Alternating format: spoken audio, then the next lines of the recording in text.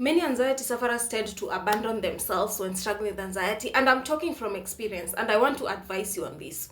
When struggling with anxiety, do not abandon yourself. Kindly practice self-care, because I know I struggled with, I abandoned myself so much. I looked scary. I was not even washing myself. I was not cleaning my room. I was doing nothing. And this made me to even avoid friends. You are knocking all that time on my door, and all that time I'm just locking myself inside the room because I was untidy. I abandoned myself. I even used to smell at some point because of the way I abandoned myself. And let me tell you something. The state of your mental health is directly proportionate to, your environment. If you stand up, make your bed, make some breakfast, do the house chores, wash yourself, there's a way like your mind is just also kind of freshened up. I don't mean that you're not gonna struggle with anxiety, but it kind of freshens up your mind. Like if your environment is clean, there's just somehow like even your mental health kind of improves. So do not abandon yourself. I'm talking from the point of experience. Do not abandon yourself when struggling with anxiety. Stand up, do your makeup,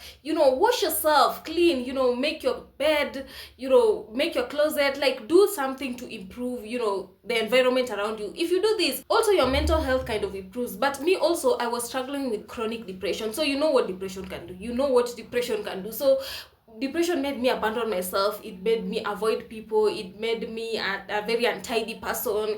It made me like a very different version of myself that I couldn't recognize. So if you're struggling with this, you gotta go on with your day with the way you feel. With the depression, you just have to drag yourself around.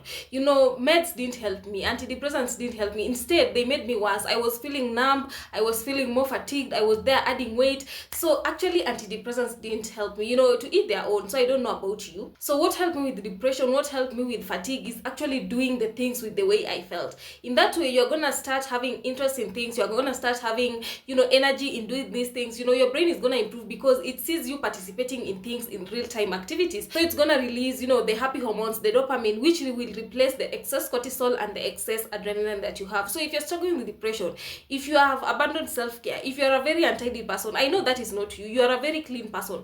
But if you start doing the things, don't just brood in bed, don't just brood on the couch, start doing these things with the way you feel. That's how to overcome depression. That's how to, start loving yourself again. You start with yourself. You look good, even though inside I know you may be struggling.